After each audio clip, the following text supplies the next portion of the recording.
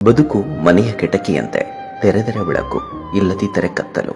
ಹಾಗೆಯೇ ಶ್ರಮಪಟ್ಟರೆ ಸುಖ, ಇಲ್ಲದಿದ್ದರೆ ದುಃಖ. ಎಲ್ಲವೂ ನಮ್ಮ ಕೈಯಲ್ಲಿಯೇ ಇದೆ. ಈ ಜಗತ್ತಿನಲ್ಲಿ ದುಡಿದು ಸತ್ತವರಿಗಿಂತ ಚಿಂತೆ ಮಾಡಿ ಸತ್ತವರೇ ಹೆಚ್ಚು. ಚಿತೆ ದೇಹವನ್ನು ಸುಟ್ಟರೆ ಚಿಂತೆ ಮನಸ್ಸನ್ನು ಸುಡುತ್ತದೆ. ಅತಿಯಾಗಿ ಯಾವುದಕ್ಕೂ ಚಿಂತಿಸದಿರಿ. ಮನುಷ್ಯನ ಜೀವನದಲ್ಲಿ ಎರಡು ಪ್ರಮುಖ ಘಟ್ಟಗಳು, ಯೋಗ ಮತ್ತು ಯೋಗ್ಯತೆಗಳು. ಹಲವರಿಗೆ ಎಲ್ಲ ಅನುಭವಿಸುವ ಯೋಗ ಇರುತ್ತದೆ, ಯೋಗ್ಯತೆ ಇರುವುದಿಲ್ಲ.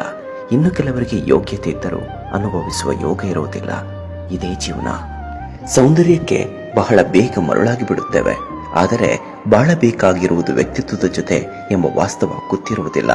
ಮನೆಯ ಬಾಗಿಲು ಎಷ್ಟೇ ಸುಂದರವಾಗಿದ್ದರೂ ಬಾಗಿಲಲ್ಲೇ ಯಾರೂ ವಾಸಿಸುವುದಿಲ್ಲ. ನೀನೆಷ್ಟು ಶ್ರೀಮಂತ ಅಂತ ಗೊತ್ತಾಗಬೇಕೆಂದಿದ್ದರೆ ನಿನ್ನಲ್ಲಿರುವ ದುಡ್ಡನ್ನು ಎಣಿಸುತ್ತಾ ಕೂರಬೇಡ. ಒಂದು ಹನಿ ಕಣ್ಣೀರು ಹಾಕಿ ನೋಡು. ಅದನ್ನು ನೊರೆಸಲು ನಿನ್ನ ಸುತ್ತ ಎಷ್ಟು ಮಂದಿ ಸೇರಿರುತ್ತಾರೋ ಎಣಿಸಿ ನೋಡು. ಇದುವೇ ನಿನ್ನ ಜೀವನದ ನಿರ್ಣಾಯಕ ಕ್ಷಣ. ಯಾರು ಚೆನ್ನಾಗಿ ಹೊಂದಿಕೊಂಡು ಹೋಗುವರೋ ಅವರೇ ದೀರ್ಘಕಾಲ ಬಾಳುವರು. ಕೇಳಿಕೊಡುವ ನೂರಾರು ಬಹುಮಾನಗಳಿಗಿಂತ ಕೇಳದೆ ಕೊಡುವಂಥ ಗೌರವ ಬಹಳ ದೊಡ್ಡದು. ನನ್ನವರು ಅಂತ ನನಗೆ ಯಾರೂ ಇಲ್ಲ ಅನ್ನೋ ಭಾವನೆ ಮನದಲ್ಲಿ ಬಂದಾಗ ನನಗೆ ನಾನೇ ಎಲ್ಲ ಅನ್ನೋ ಆತ್ಮಸಾಕ್ಷಿ ಪ್ರಬಲ ಆಗಬೇಕೇ ಹೊರತು ನನಗಾರೂ ಇಲ್ಲ ಅನ್ನುವ ಚಿಂತೆ ನಮ್ಮನ್ನು ಕಾಡಬಾರದು. ನಮಗೆ ನಾವೇ ಎಲ್ಲ.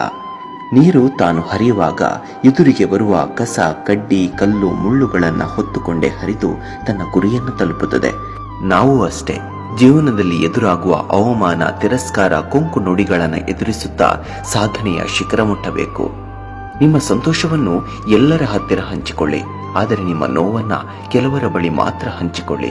ಏಕೆಂದರೆ ಗಾಯದ ಔಷಧಿ ಎಲ್ಲರ ಮನೆಯಲ್ಲೂ ಇರುವುದಿಲ್ಲ, ಆದರೆ ಉಪ್ಪು ಎಲ್ಲರ ಮನೆಯಲ್ಲೂ ದೊರೆಯುತ್ತದೆ. ಗಾಯಕ್ಕೆ ಔಷಧಿ ಹಚ್ಚುವವರಿಗಿಂತ ಉಪ್ಪು ಹಾಕುವವರೇ ಹೆಚ್ಚು.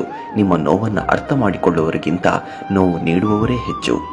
ಓದ್ಕೊಂಡಿದ್ದೀನಿ ಅಂದ ಮಾತ್ರಕ್ಕೆ ಎಲ್ಲರೂ ನಮ್ಗಿಂತ ದಡ್ಡರಂತ ಅಂದ್ಕೋಬಾರ್ದು. ಪುಸ್ತಕವದು 4 ಆಣಿ ಭಾಗ ಬುದ್ಧಿ ಕಲಿಸಿದ್ರೆ ಅನುಭವ 12 ಆಣಿ ಜೀವನ ಕಲಿಸುತ್ತಂತೆ. ವಿಮಾನ ಎಷ್ಟೇ ಮೇಲೆ ಹಾರಿದ್ರೂ ಕೂಡ ಭೂಮಿನೇ ಅದಕ್ಕೆ ಆರಂಭ ಮತ್ತು ಅಂತ್ಯವಾಗಿರುತ್ತೆ. ಇದು ಸದಾ ನೆನಪಿರಲಿ. ಕಳೆದುಕೊಂಡದ್ದು ನಮ್ಮದಲ್ಲ, ಕಳೆದು ಹೋದದ್ದು ನಮ್ಮದಲ್ಲ, ಬಿಟ್ಟು ಕೊಟ್ಟಿದ್ದು ನಮ್ಮದಲ್ಲ, ಬಿಟ್ಟು ಹೋದದ್ದು ನಮ್ಮದಲ್ಲ. ನಮ್ಮದು ಎಂದು ನಮ್ಮಲ್ಲಿ ಇರುವುದು ಒಂದೇ, ಈ ಕ್ಷಣ, ಈ ದಿನ. ಅದನ್ನ ಬಹಳ ಅದ್ಭುತವಾಗಿ ಕಳೆಯೋಣ. ಸುಖ ಯಾವಾಗಲೂ ಸಾಸಿವೆಯಷ್ಟೇ ಸಿಗುವುದು, ಕಷ್ಟ ಮಾತ್ರ ಸಾಗರದಷ್ಟು.